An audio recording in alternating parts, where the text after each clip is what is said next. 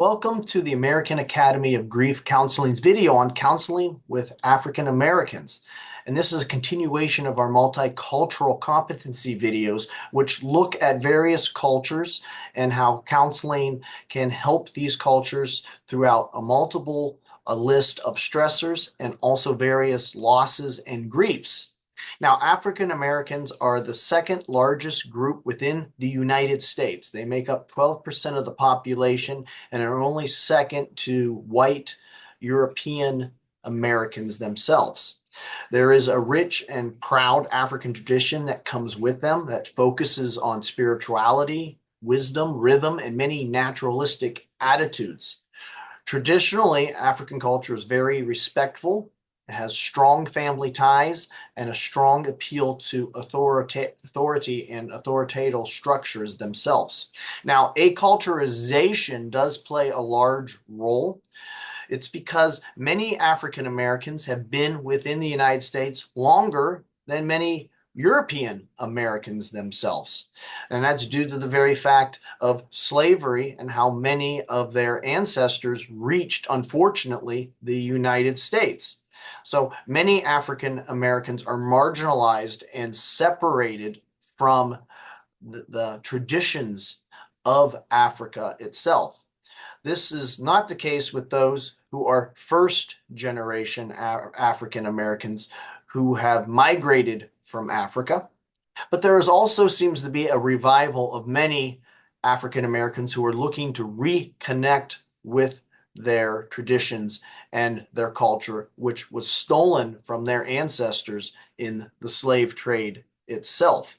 Now, there exists numerous, because of the slave trade, historical, economic, social, and racial issues that have a profound impact on grief and loss for African Americans and puts many African Americans at large disadvantages. Because of that, African Americans themselves have a very unique historical story that is surrounded, unfortunately, by discrimination and racism. And when we use the term soul wounds for, in particular, Native Americans, it's also very true for African Americans who suffer multiple inequalities due to the past and the soul wounds that were due to primarily the heinous practice of slavery. In addition to slavery, though, African Americans continued to suffer even after the Civil War, and the emancipation of Abraham Lincoln was proclaimed. Post-Reconstruction in the South, African Americans were subject to lynchings, voter intimidation, various segregations that went all the way into the 20th century, and also financial and economic restrictions later in the 20th century due to zoning and other prejudices through white individuals who wanted to maintain control of the academic and financial institutions themselves. Now, the civil rights movements made great strides, but there still exists within the United States closet racism with many that manifests during hiring processes, racial profiling by police, and access to healthcare due to poorer areas that were zoned and don't have access to these types of healthcare areas.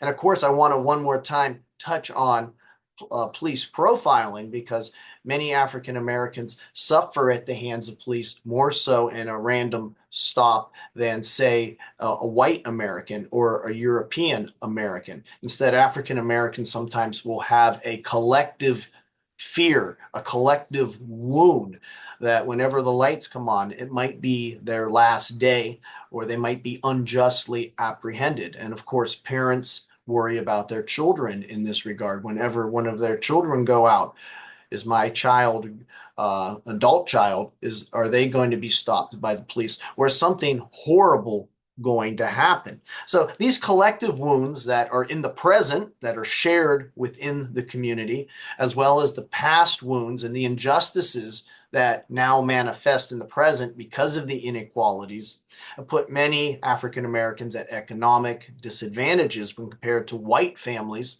European families that have had stability for generations upon generations. In addition, Black women face unique challenges as both members of two discriminated groups, namely being a woman and then also African American. The term double jeopardy is then applied to their particular and unique situation. Now, in terms of counseling with African Americans, many African Americans might, not all, but might have a suspect nature to counseling, especially from white counselors. They might prefer maybe to have an African American counselor work with them. White counselors, hence, need to be more aware of their own attitudes or biases or misconceptions, but also be aware that African Americans have suspicions of white Americans in general. The very concept of white privilege can play a large role in a client's perception of a white counselor. There might automatically be a bridge that needs to be crossed for the Black client to actually have faith and also confidence in the white counselor in this point. And this is why it's important to avoid a term referred to as colored blindness in counseling, as if to pretend there's no differences between the African American and the European American, whether it's counselor or counselee. Pretending race is not an issue in the social sphere is a very crippling thing to do in counseling, because race, unfortunately, it has racism associated with it, even at the subconscious level. And this can cause microaggressions against many African Americans that need to be discussed, as well as more overt signs of racism and discrimination against them within the community, with policing, or with other racist and nativist groups in themselves. Key points to remember when working with African Americans. Again, this doesn't apply to every individual. Individuals differ, especially with the diversity of African Americans, where some are more traditional and many are marginalized. In grief, many African Americans turn to family and church and support for their help, not so much in terms of for counselors to help them. They look for spirituality to find healing. Now, historically, because of this, many African Americans are less likely to suffer suicide. But again, we cannot overgeneralize in this, because there are others who have committed suicide that are African American. So follow the mental signs for suicidal ideation or any signs of anxiety or depression, not so much judging it on the race in which an individual is. It's also important to notate that a client who's African American coming in could be facing other numeral external stressors than maybe a white client would not, because of racism, but also crime and poverty and where they are from. Another mistake that counselors can make with African Americans is to put a lot of faith into historical and inherently prejudiced studies of the past on Black populations. Such assumptions on African American attitudes resulted in the past in overdiagnosis of schizophrenia and underdiagnosis of depression and anxiety in itself. So it's important to look at the present, look at studies that are not biased from the past, and to really try to gauge with the patient or client that you are dealing with.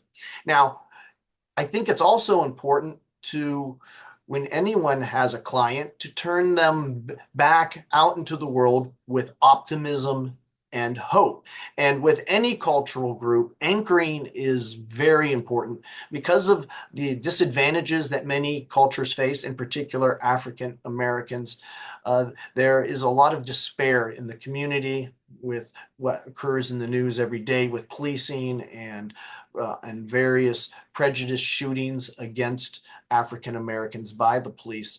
And I think it's important to try to instill Black pride into someone, to find that anchor, to see how great African American culture is in itself, its rich history, and to analyze it, especially if you want to anchor yourself and compare oneself to Martin Luther King Jr., just to see his greatness and how it cultivates Black pride in itself. And there's nothing wrong to have pride in one's culture, no matter the culture. And it can help, again, anchor one who is facing external as well as internal stressors itself. Now, in all cultural events, when a counselor is dealing with someone of a different culture, sometimes a counselor is called to be a social advocate for the client and to fight against social injustice. And that is very much so with African Americans, being a social advocate for better access to health care, more equal employment opportunities, better policing that doesn't discriminate or profile, better policing that doesn't look to shoot young Black males simply because the officer is scared or, at worst case, racist in it. So it's important for the counselor to go into the community, work with the community, and show that he or she cares, even though if maybe what the particular counselor is of a different culture itself. So those are some things to consider when counseling with African Americans themselves.